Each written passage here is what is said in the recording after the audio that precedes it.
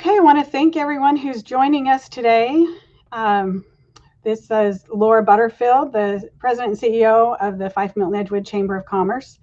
And I am coming to you today live through the internet, I guess, the miracle of technology that we have. And I'm joined today with Hans Zeiger, who is State Senator, Senator Hans Zeiger, who's running for Pierce County Council and District Number 2. Welcome, Hans. And how about if we just start out, you can give us a brief introduction of yourself and tell us why you're running for Pierce County Council. Well, awesome. Thank you very much, Laura, and thanks for setting this up. So the second council district that I'm running to represent covers Puyallup, Sumner, Fife, Milton, Edgewood, Pacific, Lakeland Hills, Browns Point, Dash Point, Northeast Tacoma, and part of the Port of Tacoma. And it includes, a beautiful river valley, some extraordinary farmland, one of the great economic powerhouses on the West Coast, which is at the port, and a vibrant base of small businesses and some famous downtown areas and marvelous cultural traditions and festivals. I love the history of this place and the generosity and civic pride of the people who live here. The appeal to me of moving from the state level where I'm serving right now as a state legislator to the county level is the opportunity to go to work on the ground level of local governance and do everything that we can to give people a voice in determining their own destiny at a really critical time for Pierce County. So what do I want to accomplish? Let me mention three things quickly, and we can get into some of these things in more detail as we go along in the conversation. First of all, I want to work with people of all political affiliations to make our neighborhoods stronger. We want neighborhoods that are connected, inclusive, walkable, affordable, and where neighbors can make a difference in shaping the future of our communities. And the council should be proactive in supporting that. The second thing is that we need an economic base that can sustain our community as we recover from COVID-19. And we need a council that will advocate for our local businesses as they create jobs and allow more people to work right here in Pierce County. And then finally, we need a county budget that prioritizes public safety and health. And when I talk about health, I'm including mental health and substance use disorder treatment in that. Over the past decade that I've been serving my community in the legislature, I've seen how people can make a difference in local government. And I want to be part of that at a time when I believe Pierce County is poised for greatness. We're the second biggest county in the state. We're growing. We've got some good leadership things going on right now. And there's no better place than at the local level to transcend the divisions we see in our country right now. So I'm excited about that and look forward to getting started. All right, thank you. Yeah, there's lots to cover. So we're going to get into some of those things a little bit deeper here. First of all, I want to talk about the Fife Milton Edgewood area, which is part of your district. I showed the map a minute ago, kind of gave people an idea of what your district covers, and I know you went over that a little bit, but it does include Fife, Milton, and Edgewood. And I'm curious what you think some of the big issues for our area is. Yeah, we're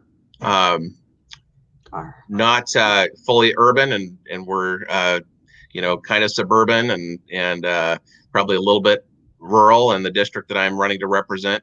But so it's a diverse area, a lot of different issues that we're facing.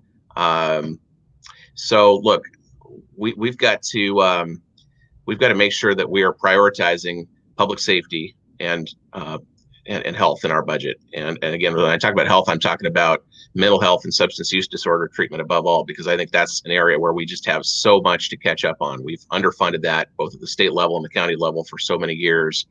And so that's really critical.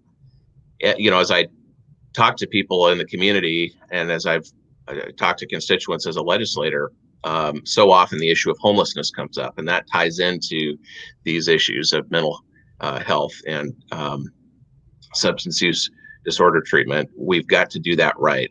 We've got to make sure that when we talk about homelessness, we're talking about opportunities for people to achieve self-sufficiency where they're able to do that through work.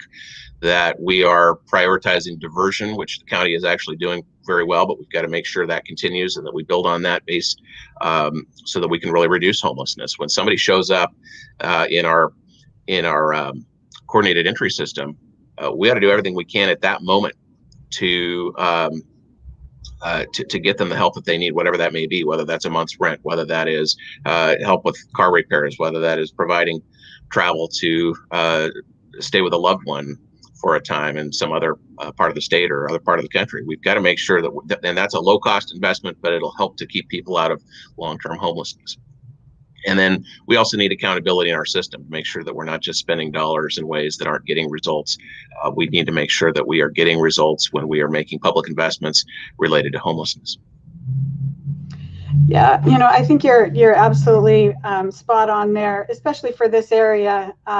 I was just talking to one of my businesses the other day, and who has a business that's right on 99, and just on the corner of 99 and 54th. And they see a lot of homeless people around there, and he sees lots of the mental health issues that you're talking about. So I'm glad that you're talking about that. It's frustrating for our businesses. I know that they get really frustrated with it, and it's not something that the police can always do something about. So I think it's definitely a bigger issue. So we appreciate you talking about that. Next, let's talk about the Port of Tacoma. That's part of your area as well. And we've got a world-class port here.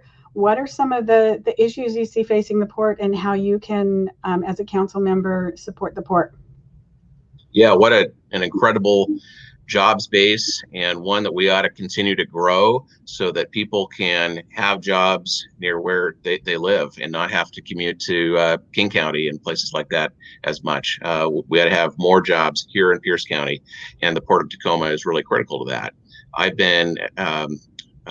worked very hard in the legislature, and I've worked closely with the 5 Milton Edgewood Chamber and you, Laura, on the Highway 167 completion, and that is on track for a 2028 completion. And that's thanks to the work of a whole lot of people at the port and in surrounding communities and in various business interests and just so many stakeholders. And we can continue to do great things for our port that will benefit really the whole state of Washington if we keep up that kind of collaborative effort. We've seen momentum on the Port of Tacoma Road interchange. But we need a proactive council that is going to be thinking constantly about how can we attract businesses? What is it going to be? What is it going to take to attract you name the business that we would want to see down there at the port, and one that can fit in with that doesn't mean just any business, but because certainly there are some constraints when it comes to the community, but we should be, I think, expansive in our thinking. And so I'm interested in the discussions that are going on around the sub-area plan on the tide flats. The county is an important stakeholder in that, and look forward to being part of those discussions. All right, thank you. Next, let's move on to business recovery. As we all know, COVID-19 has hit our businesses really hard. There's a lot of them who have closed for good. Some of them are still really struggling. I know a few that haven't opened up all the way yet. What are some of your thoughts on the recovery process for this? Yeah, well, I think businesses are showing incredible innovation and a desire to do the right thing as they are moving forward during this very difficult time. But we're seeing just some devastating impacts on particularly small businesses, and we need to be champions for our small businesses at the county level.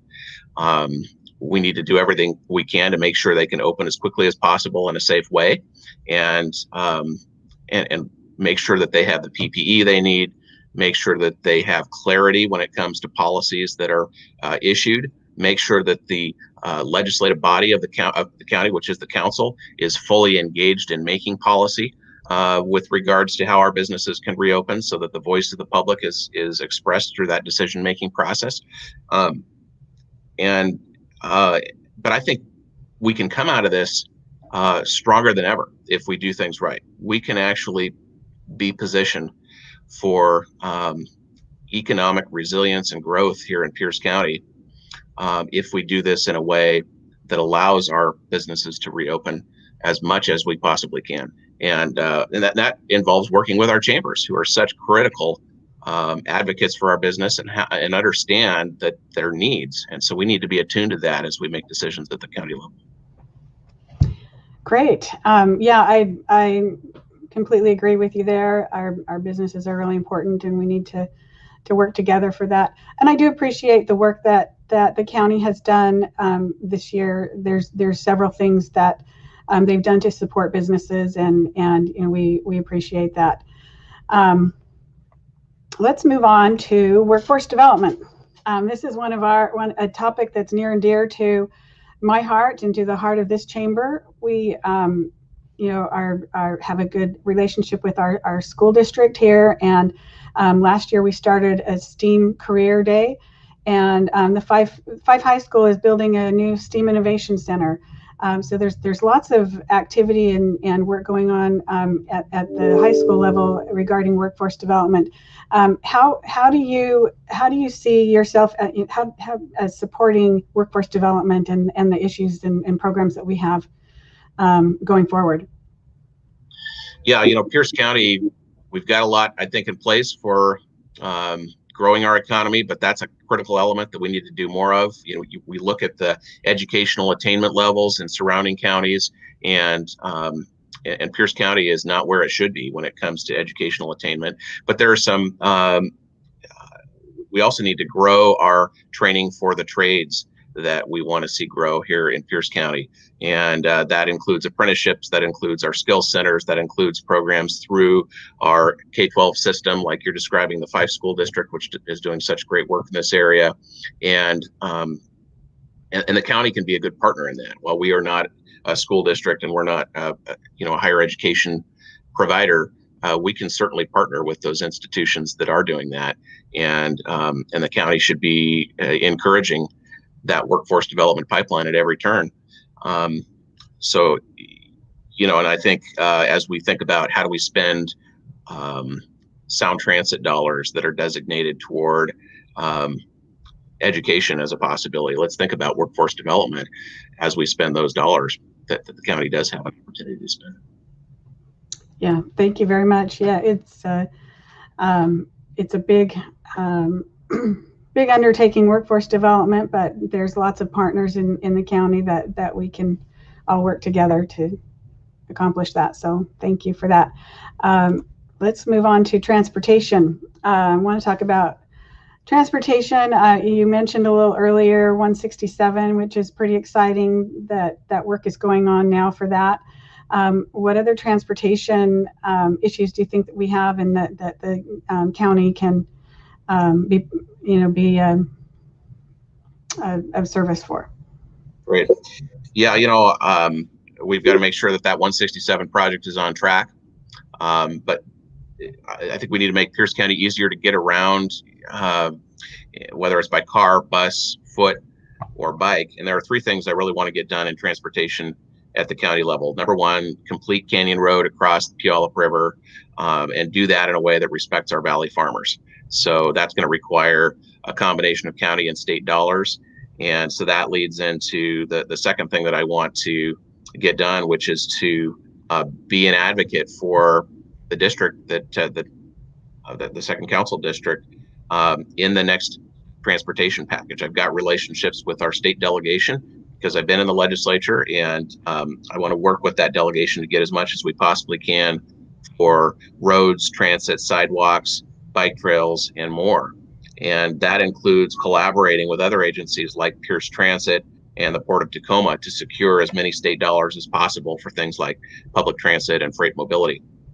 And then the final thing is, as we are able to, I think we just need to constantly be moving forward with building more sidewalks and continuing to grow our network of biking and walking trails. That includes a critical linkage between Puyallup and Tacoma that goes through the Fife area. And so really want to keep that momentum going that's been going for a few decades, really thanks to the work of some amazing citizens who have had the vision for that trail system. So thanks. All right. Okay, so let's talk about housing. There's definitely a housing shortage. What role do you think Pierce County can play in the housing situation? Yeah, I've been serving for the last 2 years as the ranking member on the Senate Housing Stability and Affordability Committee. I think there's been more attention in the state legislature to housing issues in the last 2 years than there has been in the last decade that I've been there in the legislature. And the reality is, it's becoming harder and harder for working families to afford rent or a mortgage. And I hear from constituents who talk about the growing cost of housing and the impact that's having on them frequently. And there's also regional and statewide pressure to develop new affordable housing. There's an Up for Growth study that was released earlier this year that shows that we are 225,000 units short of where we need to be statewide. So, as you look at that, and how do you balance that with the interests of particular neighborhoods when you don't want to just have a statewide mandate that says, well, we're going to have this much more housing and it's coming to your neighborhood. That's a dynamic process, and you want a lot of the decisions to be made at the local level. But we do have to move forward in providing more affordable housing. So I think rather than the state mandating that, which there is a trend toward a push to do that at the state level, I think we need to take action at the local level as much as possible. And here's some ways I think we can do that. Number one, we need to make it easier for existing homeowners to develop accessory dwelling units on their own property. And that's something that, I think is just common sense. It's integrative into our existing development patterns. And I think we ought to move forward in that. The second thing is we need to incentivize home sharing arrangements to create low-cost options for people who need them, or even to prevent homelessness. I think that's a good strategy we can use for combating homelessness, and we're seeing some good examples of that already here in Pierce County.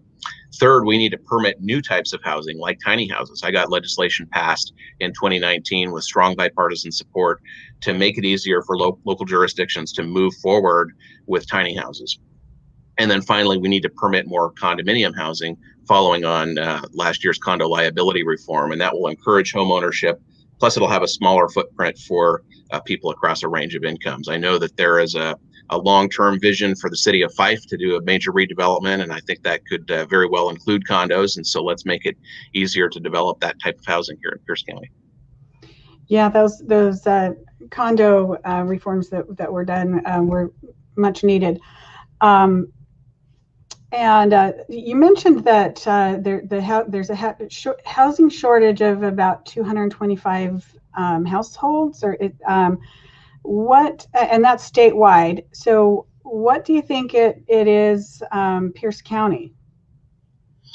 I'd have to look at the specific numbers for Pierce County, but it's significant here in Pierce County. We are way behind where we should be, and that results in higher and higher housing costs, as we just don't have the supply to keep up with the demand that's out there. Mm-hmm. And so it really is a supply issue. I mean, I think there's one approach that says that we can regulate or subsidize our way out of this situation.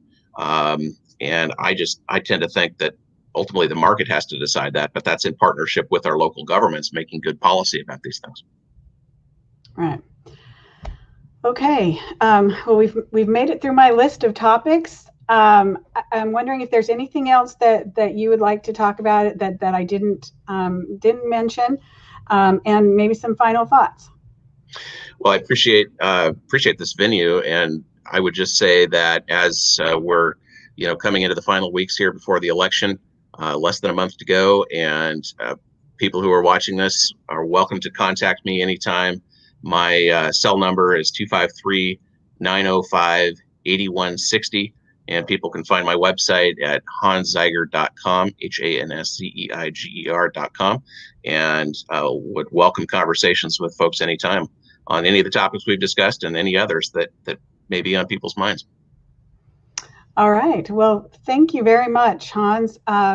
We will be sharing this video as much as we can, and I'll be splicing it up into small bits so that it's not a huge long thing for people to watch. And good luck in the remainder of the campaign. I'm sure that, it's been such a weird year.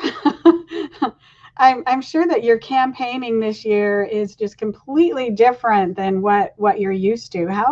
What has that been like? Well, it's been a different kind of year for campaign. Of course, it's been a different kind of year for every kind of thing. And so we've been focused a lot more on handwriting postcards to voters, which we've always done in our campaigns, but really doing that in lieu of doorbelling for the most part, and also doing a lot of personal phone calls to voters. It's been a wide-ranging set of conversations this year. Came into this year thinking, there would be a few campaign platforms that I would stick to, and but just the range of topics that has arisen in a year like this has been